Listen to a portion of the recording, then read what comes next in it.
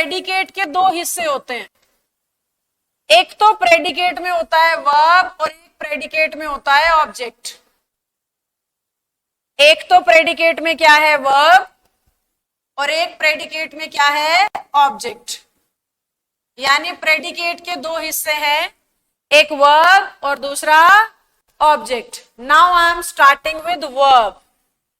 What is a verb? क्या पढ़ रहे हैं अब हम? वर्ब क्या है? सभी लिखो चैट में, we are learning about verb. Verb plays two roles in English. One is defining action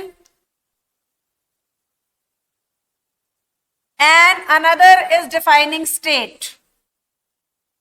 Verb English में दो काम करता है बच्चों, या तो वर्ब एक्शन दिखाता है और या फिर स्टेट दिखाता है। एक्शन का मतलब होता है जहां पे हमें काम होता हुआ दिखाई दे रहा है। काम होता हुआ दिखाई देने का मतलब है मैं पढ़ा रही हूं तो पढ़ाना फिलहाल मेरा एक्शन है, मैं बोल रही हूं तो बोलना फिलहाल मेरा एक्शन है, मैं जंप कर रही हूं तो जंप करना फिलहाल मेरा एक्शन है, मैं सो रही हूं तो सोना फिलहाल मेरा एक्शन है। तो एक्शन उस चीज को कहते हैं जो सेंटेंस में काम होता हुआ दिख रहा है। सेंटेंस में जो काम होता हुआ दिख रहा है that is known as action, और एक्शन को ग्रामेटिकली मेन वर्ब बुलाते हैं। एक्शन को ग्रामेटिकली क्या बुला रहे हैं? मेन वर्ब बुला रहे हैं।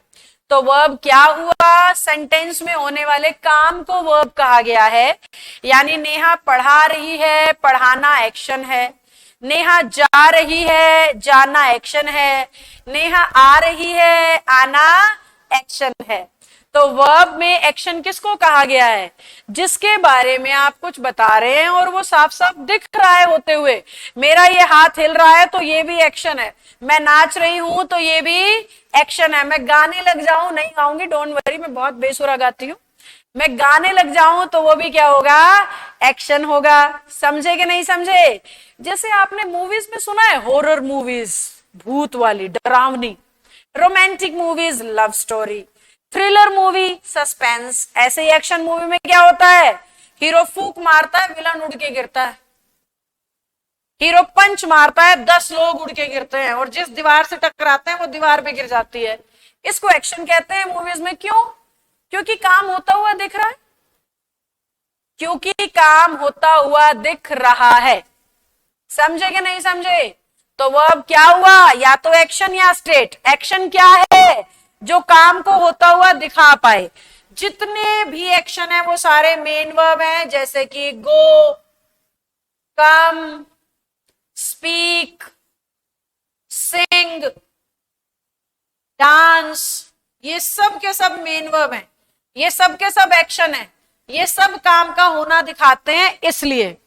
जबकि स्टेट क्या होता है? स्टेट काम का होना नहीं दिखाता, सिर्फ सामने वाले व्यक्ति की अवस्था बताता है। कैसे? एक तो मैं बोलूं मैं नेहा हूं, इसमें मैंने कोई काम थोड़ी ना किया, बस मैंने बताया मैं कौन हूं, मैं नेहा हूं। तो ये मेरी स्टेट है कि मैं नेहा हूं, मैं महिला हूं, मैं टीचर हूं, मैं इंसान हूं, मैं स्टूडेंट हूं। ये सब क्या है? हमारी स्टेट है, हमारी फिलहाल अवस्था है। आपकी स्टेट है, आप टीचर हो, आप ब्रदर हो, आप मदर हो, आप सिस्टर हो, आप सन हो। इस तरह के जो सेंटेंसेस हैं जिसमें कोई काम नहीं हो रहा, सिर्फ व्यक्ति बता रहा है कि मैं फिलहाल क्या हूं, मैं फिलहाल कौन हूं, उस चीज को जो वर्ब दिखाती है उसे स्टेट दिखाने वाली यानी स्टैटिक वर्ब बुलाते हैं। उसे कौन सी वर्ब बुलाते हैं? Static verb. जो एक्शन दिखाए वो मेन वर्ब, जो स्टेट दिखाए वो स्टैटिक वर्ब। कैसे? मैंने कहा आई एम नेहा, तो एम को कहेंगे स्टैटिक वर्ब। मैंने कहा आई एम अ टीचर, तो एम को कहेंगे स्टैटिक वर्ब। मैंने बोला ही इज अ स्टूडेंट, तो इसको कहेंगे स्टैटिक वर्ब। ज्यादातर बच्चे जिन्हें ग्रामर का अच्छे से ज्ञान नहीं है उन्हें इज एम आर याद कर रखे हैं उन्होंने कि ये हेल्पिंग वर्ब्स होते हैं। जबकि ये हेल्पिंग और स्टैटिक दोनों का काम करते हैं। हमें पहचानना आना चाहिए कब ये हेल्पिंग है, कब ये स्टैटिक है। फिलहाल मैंने ये जितने भी एग्जाम्पल लिखे हैं ना, इसमें इज एम स्टैटिक वर्ब है, जबकि सेम इज और एम हेल्पिंग वर्ब भी हो सकते हैं। स्टैटिक वर्ब के दो रोल होते हैं, या तो वो सेंटेंस में स्टैटिक के तौर पे आता है या हेल्पिंग के तौर पे। बच्चों को स्टैटिक वर्ब के बारे में पता ही नहीं होता, उन्होंने सीधा याद कर रखा है कि is am are was were तो हेल्पिंग वर्ब्स होते हैं। जबकि अगर मैं कहूं आई एम ईटिंग फूड, ध्यान से सुनना मेरी बात, तो यहां पे जो एम है ना, ये हेल्पिंग वर्ब है, इसीलिए तो बच्चा कंफ्यूज हो रहा है। और एक मैं बोलूं आई एम अ कुक, यहां पे एम स्टैटिक वर्ब है। क्या फर्क है मैम, दोनों जगह पे एम ही तो है, आप तो कंफ्यूज कर रहे हो, आपको ऐसा लग रहा होगा। पर इस एम को हेल्पिंग सिर्फ इसलिए कह रहे हैं क्योंकि ये ईटिंग की हेल्प कर रहा है टेंस बताने में। टेंस का मतलब क्या होता है मैम, टाइम होता है। भयंकर चीजें भयंकर तरीके से करनी ही नहीं, सिंपल तरीके से करेंगे। कोई बोले टेंस क्या है, भाई ऐसी वर्ब जो टाइम दिखाए, तो टेंस का काम क्या है, टाइम दिखाने का। अब ये एम टाइम कैसे दिखा रहा है मैम, दिखा तो रहा है। अगर मैं कह रही हूं आई एम ईटिंग, यानी मैं आज खा रही हूं ना, एम ईटिंग अभी। और अगर मैं बोलूं आई वॉज ईटिंग, तो मैं खा रही थी। अब एम और वॉज ने मदद करी ना, किसकी, ईटिंग की, टाइम बताने में कि ईटिंग किस समय पर हो रही है।